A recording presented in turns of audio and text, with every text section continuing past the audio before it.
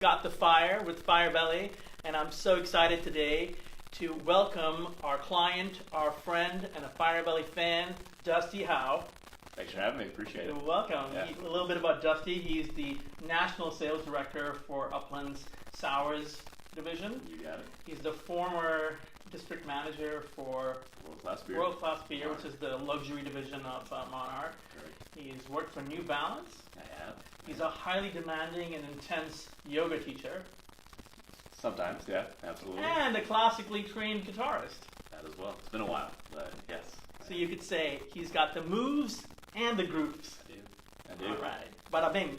All right. So, Dusty, today is going to be about marketing. Yeah. And we're going to learn about beer. Yes, we are. Looking forward We're to going it. to talk about some beer. Yes, indeed. Let's start with this question. What is your preferred social media platform, both for yourself personally Sure. and for business? Well, I think, for me and for business, Instagram has become a big one. The visual nature of Instagram is very nice, especially with beer. I mean, can in hand, cans have become a huge thing. People love, take picture of, the branding of different beers. Craft beer, what sets it apart from other, microbreweries is that, we have usually pretty distinctive looking cans, different kind of artwork. Beer in the glass, craft beer, you have an assortment of different colors or, different ways it's going to look in the glass. So Instagram is definitely a great platform. We use it a lot at Upland, and I like to use it as well. Twitter has been probably one that, when I worked at World Class, was kind of emerging 5 years ago. And I love that just for keeping up to date with other breweries and kind of keeping up with the conversation of what's happening in the industry. And then the unique one for craft beer is Untapped, where you have the opportunity as a craft beer drinker to, tell the world what you think about what other craft breweries are doing, the beers that you like, check into different restaurants. So it's actually kind of cool for restaurants and breweries so people know where they are at and things of that nature. So those would be the three that I would use the most for sure. Instagram, Twitter, and what was the third one? Untapped. Untapped, right. Yeah. Okay, got it. Yeah. So, Dusty, we've done a lot of work together, Firebelly and Upland, and especially in the last year and a half with the Sours group in terms of influencer marketing. Right. And helping Upland enter new markets. Yep. How has that helped? It's been incredibly helpful. So Upland, about 2 years ago, we decided to go into new markets with specifically our wood-aged sour beers. We've been selling in Indiana for 20 years now. We've gone to places like Chicago, Kentucky, Ohio, but we wanted to branch out to some of the bigger beer markets in the country. So New York, California, Colorado, Texas, even just Michigan up north. Portland, Oregon, yeah, Portland, Maine. So a lot of new markets over the past 18 to 24 months. And one of the most difficult things about entering a market that's so far from home is finding friends.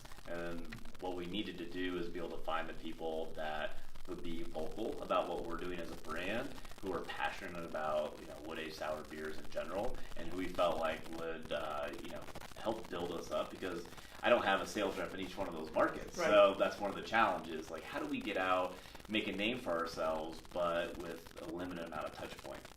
So the influencer aspect has been extremely helpful, that when we go, like when we launch New York City, we're identifying influencers, bloggers, people who are passionate about beer, even just general lifestyle people. And those people are coming to our events. They're then writing blogs or just live tweeting, talking about our beers. And it's been extremely helpful to have those people talking about our brand on a consistent basis. And that way, even when we go back into those markets, we can have some friends. We're building up a following. And it's worked really well for us, for sure. So finding your tribe, that's really Yeah, good. Absolutely. We've got this amazing beer. Should we talk about it, and should we drink it? We should, absolutely. All right. So we crack it open. This is Champagne Velvet. This is actually one of the beers that we've also taken out nationally. This beer was originally brewed in 1902. Cheers. Cheers. Cheers, everyone. Yeah, Thank you for cheers. joining us If you today. have a beer, please join. So with beer, we often say it's all about the story, right? Yeah. That's, again, what sets craft beer apart from a lot of other, the big guys in beer. And this beer was actually originally brewed in 1902 by Terre Haute Brewing Company. So not many craft breweries have a beer that's legitimately over 100 years old. We resurrected it for our 15th anniversary 5 years ago. And, we brought back one of the original cans, its original branding, and it's a cool story. And it's something that we felt like it was important, since it was a beer that at one point was actually distributed in all 50 states in India, or across the country. And it was an original Indiana beer. So it was fun to do for our 15th anniversary, and it's taken off, and a lot of people really enjoy it. I love the storytelling. I love the artwork, the label. Yeah. And should we toast our brother Fred Hillenbrand? Yeah. Here's to you, Fred. Here's to you, Fred. We miss you. It's down in Bloomington. He's our sales rep. He Great is dude. the definition of real world social. He's the definition of craft beer. Absolutely. Yeah. He's a good dude. So the next thing I wanted to ask you about is word of mouth. Mm-hmm. Yeah. How important is word of mouth? I mean, social is the digital word of mouth, Sure. right? So, but how important is real word of mouth in the craft beer world? I think it's extremely important. It's still the thing that, beer is a social drink. It's a social lubricant. People like to go out and hang out with their friends. People aren't typically, it's good to have a beer at home by yourself, but when you're enjoying a beer, typically it's in a group setting. And in those settings, people are chatting. They want to, with the number of beers and breweries that we have out there today, everybody likes to kind of share what they like. And, when they get behind something, and when a group of people get behind a certain beer, that can have a ton of power for you, more so than us being able to talk about it ourselves. You want other people talking about the brand and the beer. So no different from with influencers. Like, those are the people out talking about you versus you talking about yourself. So word of mouth is extremely important, and it's something that we definitely focus on, making sure we get our beer in the hands of the right people who are going to actually share that with their friends and kind of help the brand and the different beers grow. The story behind the beer is critical. Yeah. So I wanted to talk trends for a minute. Craft beer has made this emergence for some time now. There's always new beers coming out, and there's always the brewery du jour that may or may not be around, or maybe the beer Right. isn't that cool anymore and people have moved on. So I wanted to ask you, you work in this space every day, and Yeah. you're friends with people all over the country at different breweries. What does it take for a beer to succeed, to get launched right and to succeed?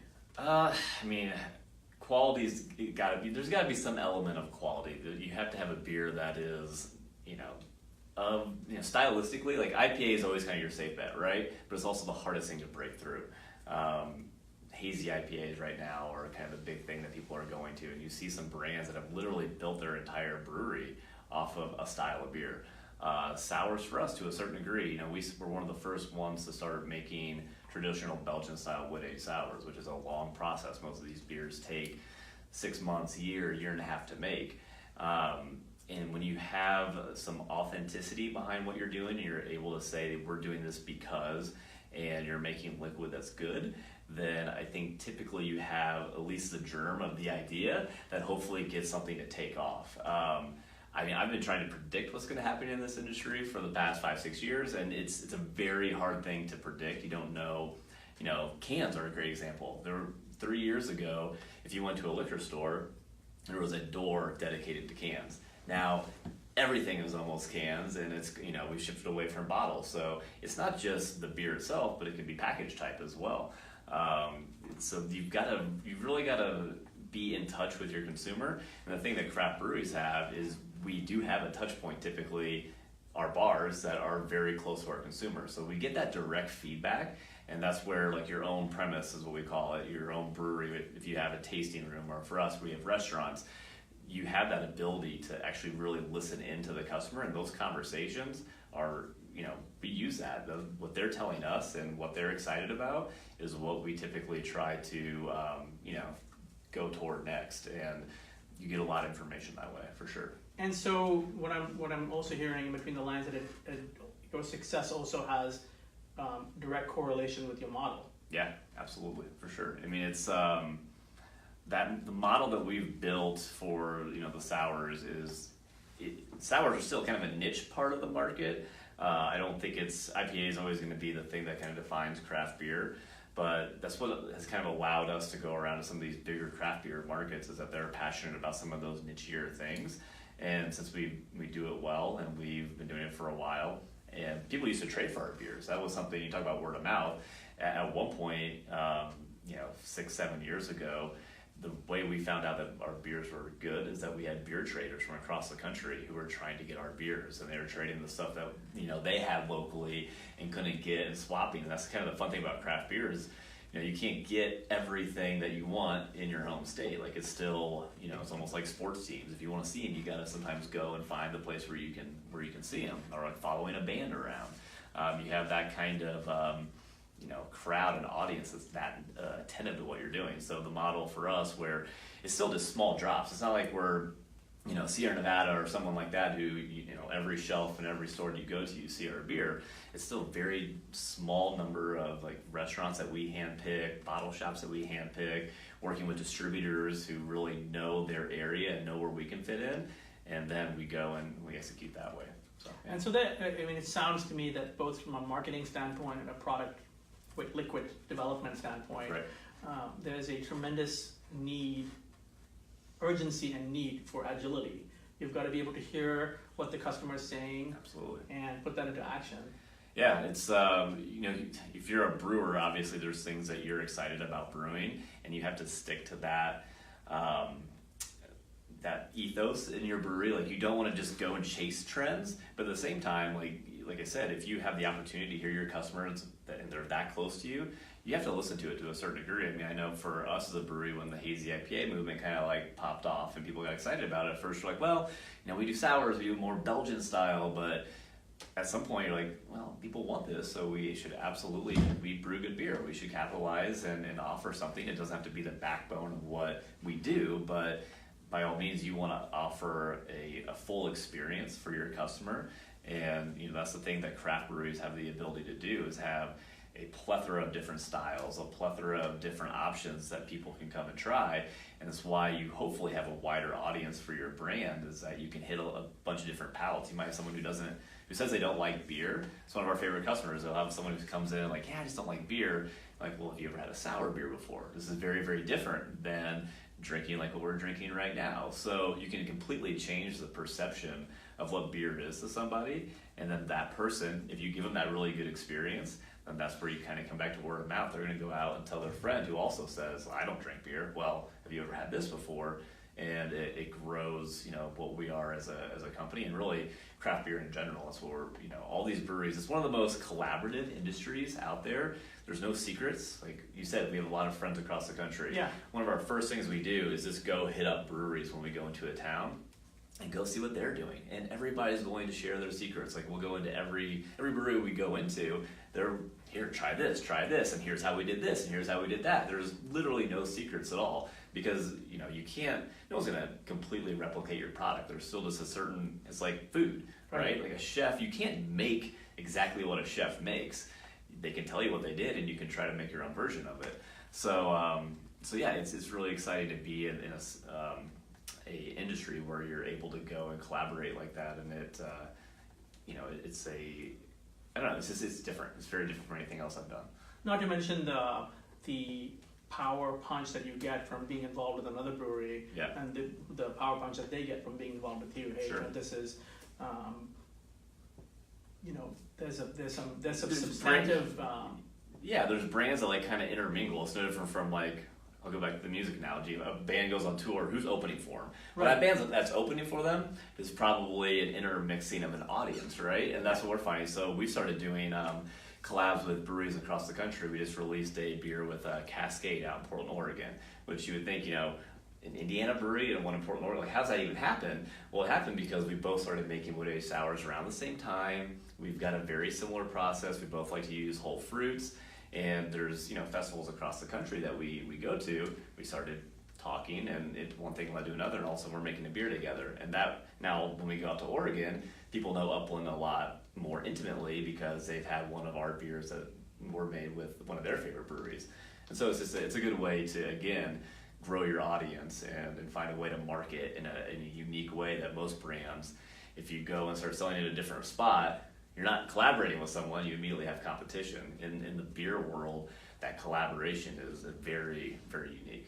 And so my natural progression is, my next question is, so we have this sort of like, and even some sophisticated beer drinkers are like, well, what do you drink? And it's not so much based on the outcome in terms of taste or their experience. They'll say, well, I drink IPAs or whatever, Sure. right? So, but what I'm hearing you say is that there's a lot of creativity that's beyond style. Sure. And how let's say, you know, breweries in general are more sophisticated naturally with their beer Mm-hmm. than the audience is. So, you know, how do you get the audience as a brewery to catch up in terms of like, hey, you know, this doesn't have a particular style. It's a supremely creative beer. In Right. fact, you know, even Belgians are looking to the U.S.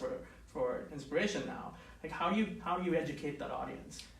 Again, I think that's where, you know, your own tap room becomes really, really important, and then just how you market and tell your story. And that's again where I like influencers, is that when we're, you know, we go to California, we're in San Francisco, and a couple influencers come and sit down with us, and we can actually tell them, you know, the whole entire process of the beer. If you get, when someone tells you the story behind something, you're so much more willing to buy into what you're enjoying or what, you know, experience you're having. So, you know, it is a difficult, like I said, I think IPA is always going to be the king of craft beer, but the thing that we can do as brewers and marketing together, and how we can maybe hopefully grow the audience that enjoys beer, is have more of these intimate experience and connect with people that, I mean, for me with the influencers, it's not just beer people, it's those lifestyle people who are just like, they're just interested in culture and what's happening in their neighborhood. And so when you touch those people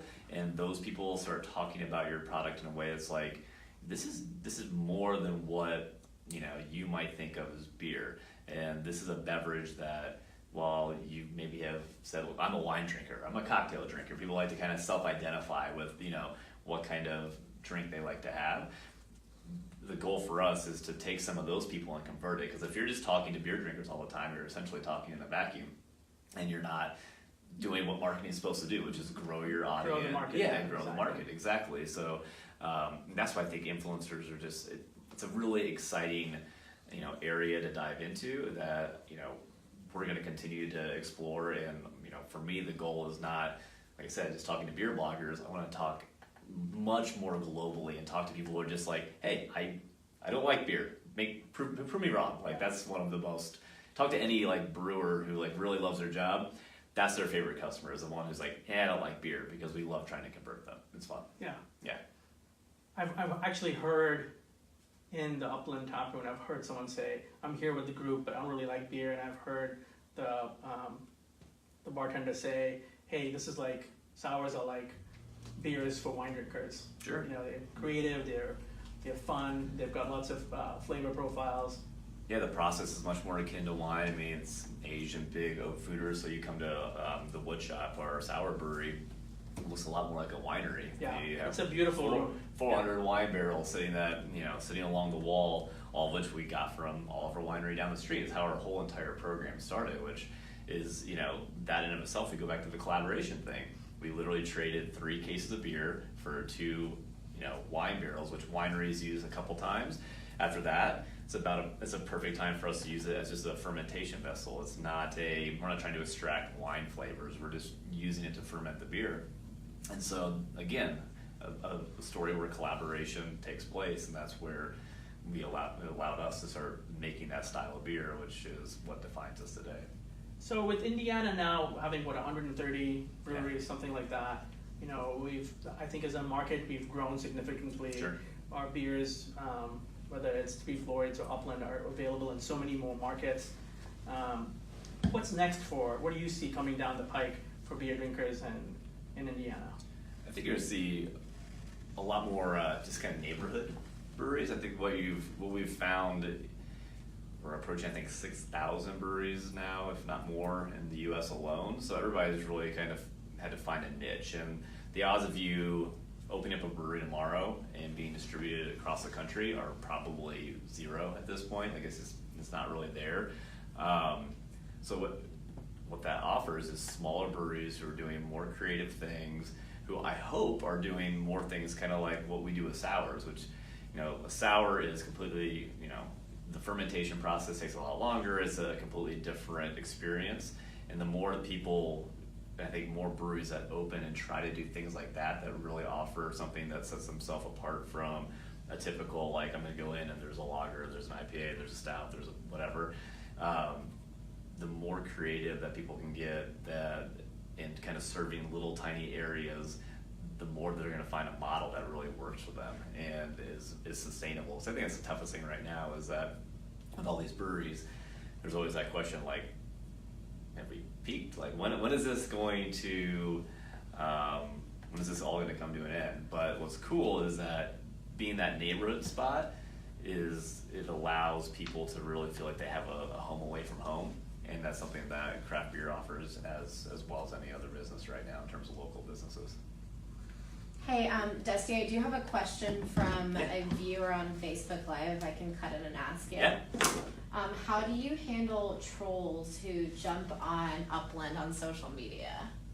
Or not handle them, I don't know. Trolls! to trolls. I mean, I kind of would like to ask what that person is specifically referencing. Trolls are what trolls do. Yeah, to a certain degree, like, trolls stir the pot to allow you to tell your story. Like, I don't think it's a terrible thing. Like, if someone gets on there and says, I mean, I'm just going to go very basic, says, like, I think your beer's crap. I don't think it's good. I don't like it.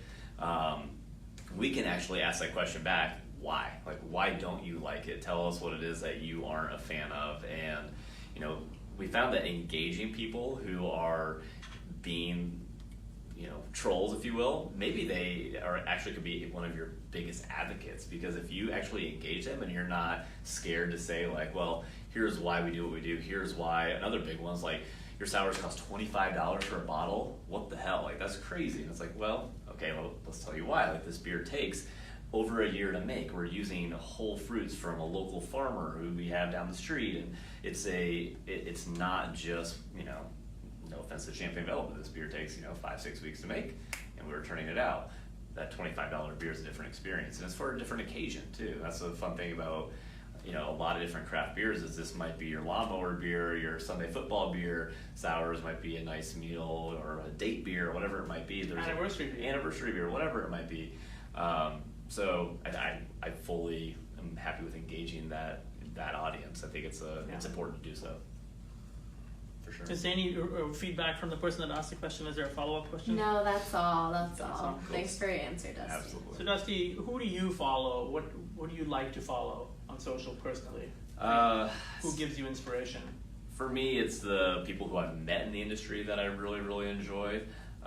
Garrett Oliver, who I've been very fortunate to meet and spend some time with. He is one of the founders of Brooklyn Brewery. He's been out there a number of times, and I think he provides a lot of great insight into where the industry is going. He's also a big food and beer guy, which for us in the sour realm, it is always good to kind of get his perspective on things. Jeremy Danner, who used to brew for Boulevard, is comical. I enjoy just following him for that purpose. So yeah, just people like that who I've had a chance to meet in real life, and also the guy that recognized that you're a beautiful human being on Twitter. It's one of our former sales reps at World Class. He works for Firestone Walker now. He's a decent dude. He's a decent dude. So last question for you. Yeah. Thank you, first of all. Thank you so much for being here. It's been a great conversation. Hopefully you've learned a little bit more about beer and some of the variety of facets of marketing that go into marketing beer. What is something that no one knows about you? I know that's a great dinner club question, but let's bring it into Godfire and Facebook Live. What is some things? Let's keep it social media then. Yeah. If my Instagram is not me. My Instagram is my dog. Oh. So if Alvy Boston Terrier starts following you on Instagram, it's actually me following you on Instagram. I'm not cool enough to have an Instagram, but my dog is. She's a little Boston Terrier. She's very compelling. She's super compelling. She's got a lot to say, and so yeah, that's my secret. If my dog is following you, it's actually me. And actually, I think a lot of us could learn from Alvy. There's a time to speak, and there's a time to listen.